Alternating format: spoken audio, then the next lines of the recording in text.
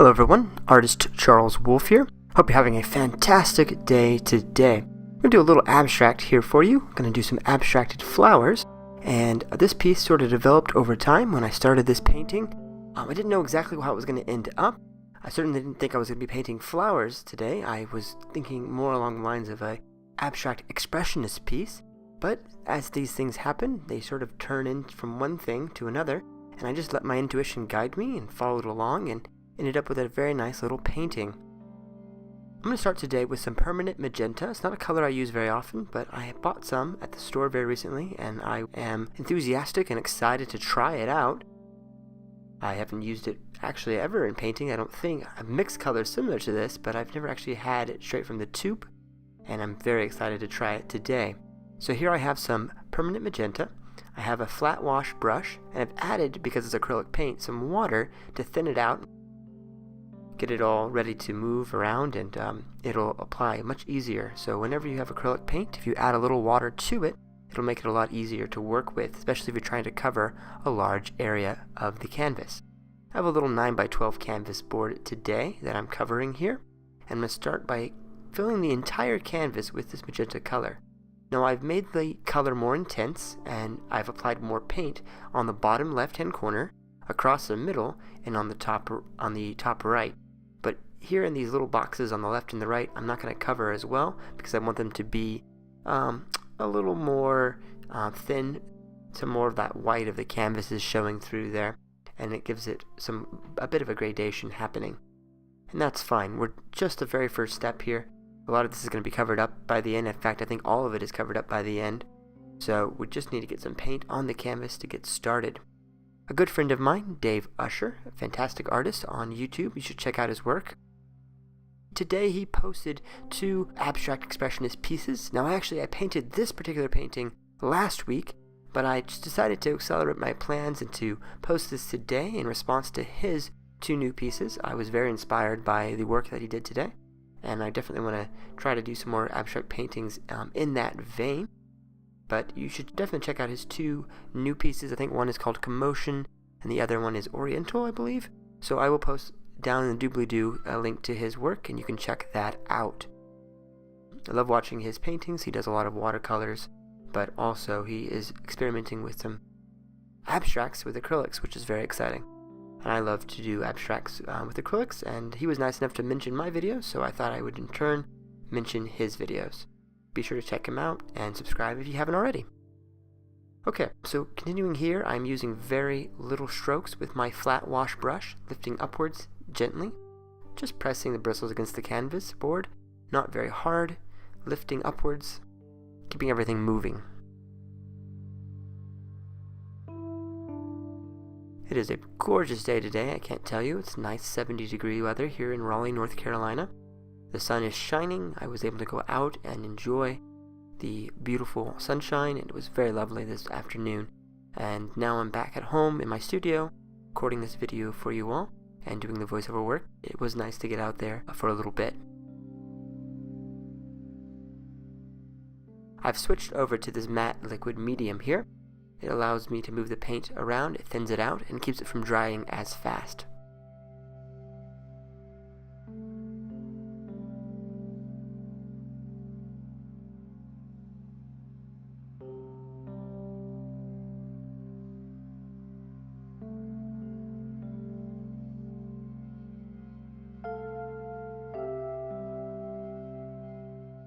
Okay, almost done with this first layer of coverage.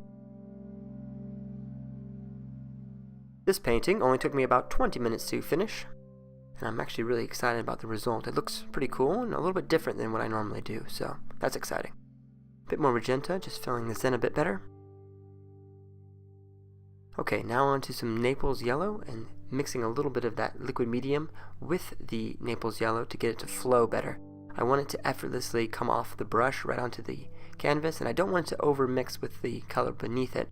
So adding some of the medium helps it to not stick too much. I'm going to do some gentle, delicate lifting here.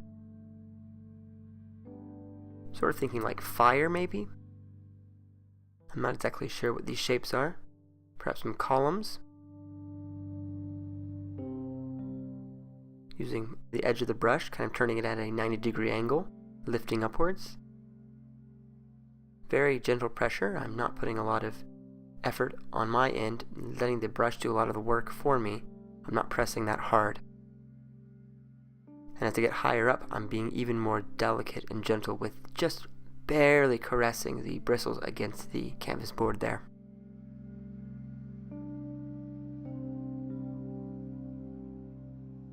Almost like a tree effect. You could almost imagine these as pine trees that I'm painting. They're not, but you could kind of see it if you squint. I love the way that Naples Yellow stands out against the magenta. It's a very neat color combination. Two fairly warm colors that are interacting. Then I'm going to kind of mirror that on the top going down, and they'll sort of meet in the middle.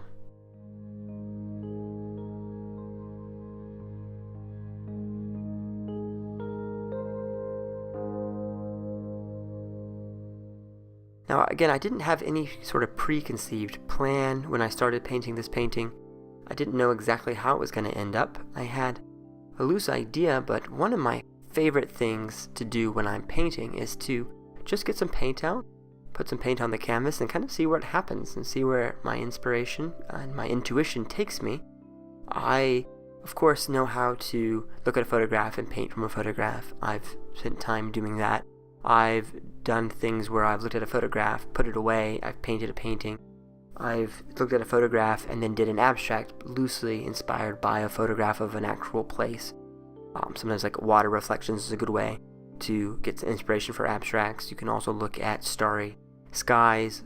Some of the nebulas on NASA are amazing to look at, and you can get some really neat ideas there for abstract paintings. But I often find that if I just start with nothing at all, grab some paint, pick a couple colors that I really like, just a few so it looks uniform, and just start painting, I'm always impressed with the result, and I'm always happy with the result, and it's so much fun. You don't have to have very much or any experience at painting to do this. It's not a difficult thing to do. There's no tricks really.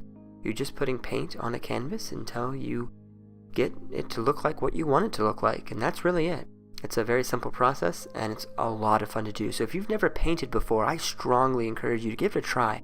It is so much fun, and it's very rewarding because you have this beautiful piece of art at the end when you're done that you can show to other people and like, hey, look at what I've made. It's a great feeling. It's a lot of fun.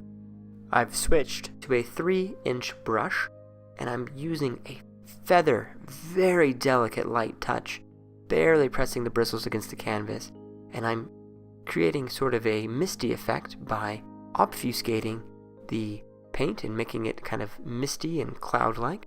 I'm going to add a little bit more Naples Yellow with my flat wash brush, and just fill in a few spots here. And it already looks like a really neat little abstract. Honestly, I could add maybe one more color, maybe some blue for contrast, or a little bit of that white in a few spots, and call it good. That's not what I end up doing, and you'll see in a minute what I mean.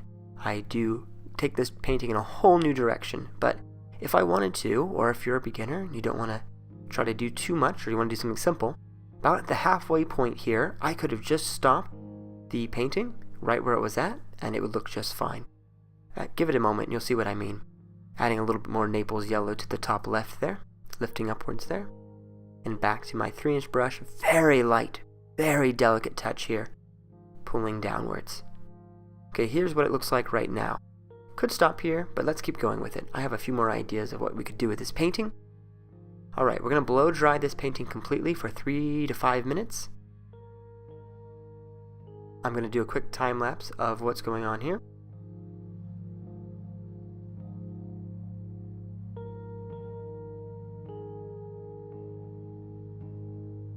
Alright, let's keep going here. I'm going to take the titanium white and my palette knife, and I'm going to start scraping very gently, barely pressing the knife on the side of the knife to the canvas board, and I'm going to allow the paint to come off smoothly. Keep scraping and add a little bit more, and I'm going to slowly work my way up from the bottom to the top, covering the majority of what you see already on the canvas. And this is taking the painting in a whole new direction. I'm basically getting rid of what I already had, in a sense, because I'm covering a lot of it up. But that's okay. The way to move forward, sometimes you have to go back a step before you can make a breakthrough. And I'm just using my intuition and using a technique similar to the two abstracts that I created, I think 2 weeks ago. They're called Intuition number 1 and Intuition number 2. If you go back, they are titled under 2 modern abstracts. You can find my video there a couple weeks back. And you can watch me paint 2 other paintings. They have a blue, red, yellow, and white scheme to them. They're very cool. And I'm using that same sort of idea with the white on top of the bright, bold colors underneath to start out this second half of this abstract. But that being said, I'm going to take it in a new direction at the very end, and you'll see what I mean as we get there. Alright, continuing to work here. Filling in some of the gaps as I see them.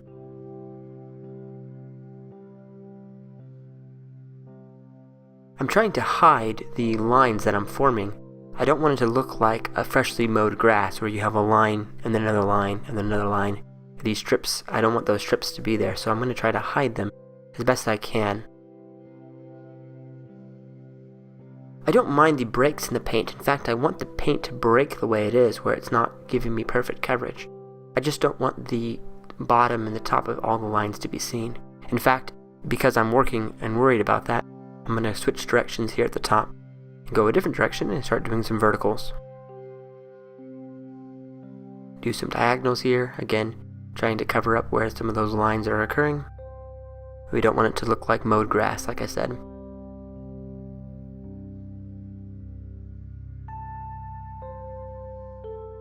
Take some more of the titanium white. I am covering up a lot of what I've already painted, and so if I wanted to keep a lot of what I had already, I could have just put some delicate lines with white on top of what I already had, and that might have looked really cool. There are a couple of things that you could do with this. Because I'm trying to emulate those last 2 abstracts that I did, I wanted to have a lot of white on the canvas and cover up most of what I've already done. So that's what I'm doing. Like I said, sometimes you have to go backwards before you can move forward, and in a way it's almost like starting over. But I am leaving some cracks and some gaps, so you can still see that there is paint of yellow and magenta underneath.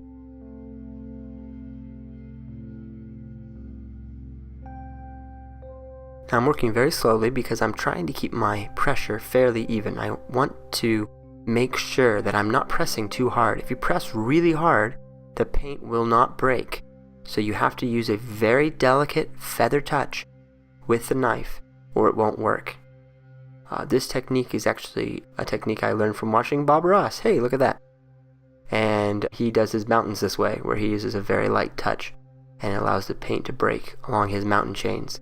I don't paint mountains the way he does, and I don't use his techniques for mountains, but for abstracts, you never know, something that would work for a landscape painting be also used in an abstract, and it works pretty well. So thank you, Mr. Ross, for the technique. And I appreciate that he took the time to record all those wonderful painting sessions, because as a young child, they were definitely inspiring to me to give painting a try. And while I don't use his style at all, I do respect the fact that he took the time to paint and to share a methodology with people and get them excited about painting, which is something that I'm trying to do with these videos. Definitely an inspiration and an influence on my work, but not in a aesthetic sort of way, but more the purpose.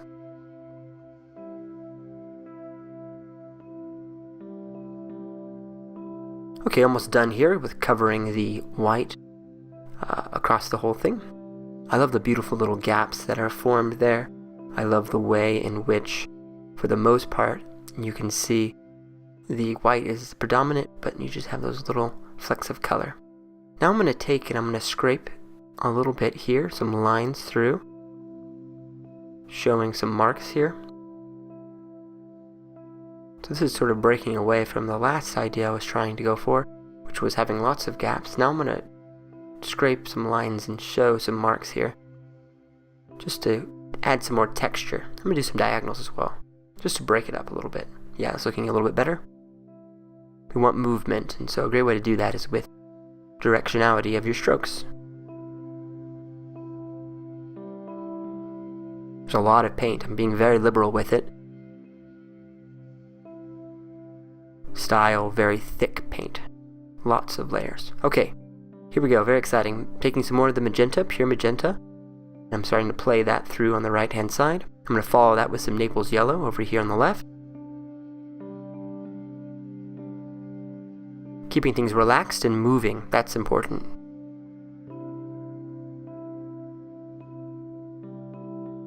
Back to the magenta over here on the left hand side. And we're going to play this entire bottom left corner with magenta. So lots of magenta on the bottom left corner here, moving up the left hand side and across the bottom right. A bit more of the Naples Yellow here, and back to the magenta. I'm running out of the two colors on my palette, but that's okay. I can just go in a minute and add some more to it and keep painting. Really smearing here, really pressing fairly hard actually. I am using a dirty knife. So a little bit of Naples Yellow and a little bit of magenta are both on my knife, and I'm scraping upwards here.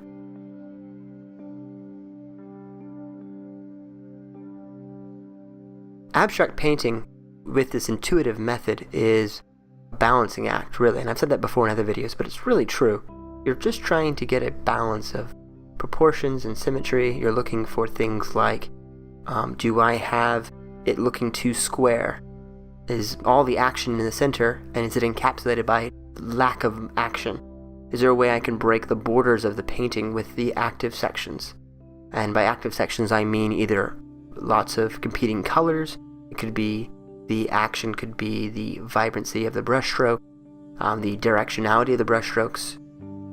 It's kind of hard to define, but basically I have kind of a background going on, and now I'm blending through here with my very light strokes with the 3-inch brush, the horizontal strokes there, and I'm going to be adding some more pure active colors on top here, and this is the active section, and I'm going to have it be breaking the boundaries of my canvas. I want it to look like it goes off the canvas.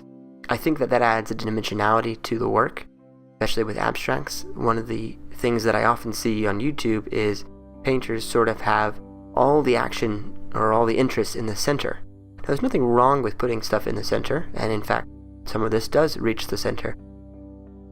I personally like the aesthetic of having some of it off the canvas so that the viewer is imagining that there's more going on that they just can't see in this image off the side of the canvas.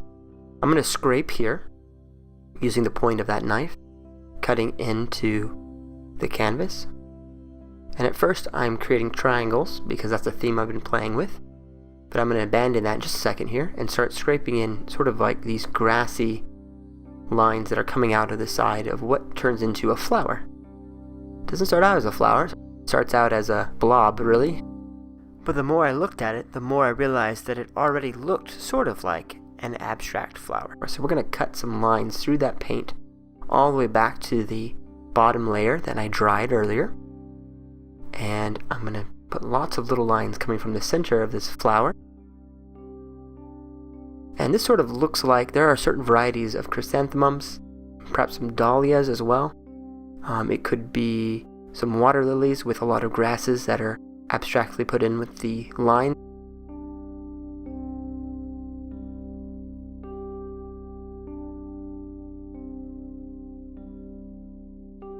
A couple different flowers this could stand for, so I think I titled this just Abstract Flowers because I didn't want to say any one for sure. I wasn't quite sure. I think the most I was probably thinking water lily, honestly, but the lines could just suggest some of the other ones, so I'll leave it up to you. What kind of flower do you think this is? I'd love to hear what you think. Put it in the comments below and let me know what kind of flower you think this painting is. Maybe if I get enough likes on one of them, maybe I'll rename it. Taking some Naples Yellow, I'm going to add some more here. Sort of playing into this water scene or pond scene. With the flowers, I was thinking maybe I'll have some of the sunlight trailing at the top here with the yellow, the morning light hitting the water there. And then I'm going to have this flower on the bottom left sort of sitting either on the bank or in the water, playing some Naples Yellow in the center of that. And I'll have the grass, the long stems, if you will, with the cut-in lines going across the whole canvas.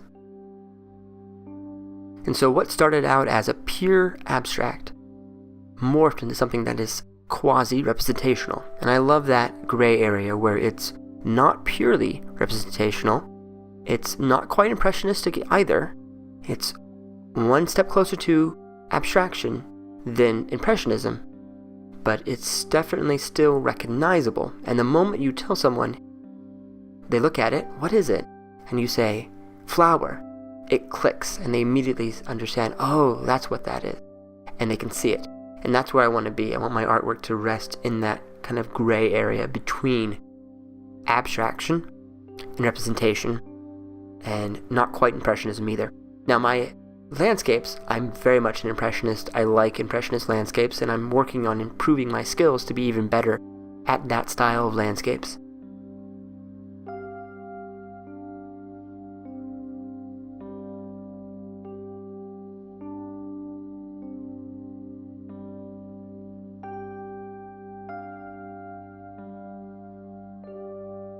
Okay, scraping a lot of lines in here. Once I cut to a close-up at the very end, you'll see exactly how many lines I put in. It's a lot, but it looks really, really cool, and you can see a lot of texture on this, and I really like that, the thick layers of paint loosely flung here and there, and the lines cutting through all the layers. It looks really cool, and I'm really excited with how this piece turned out. Alright, here's the final piece.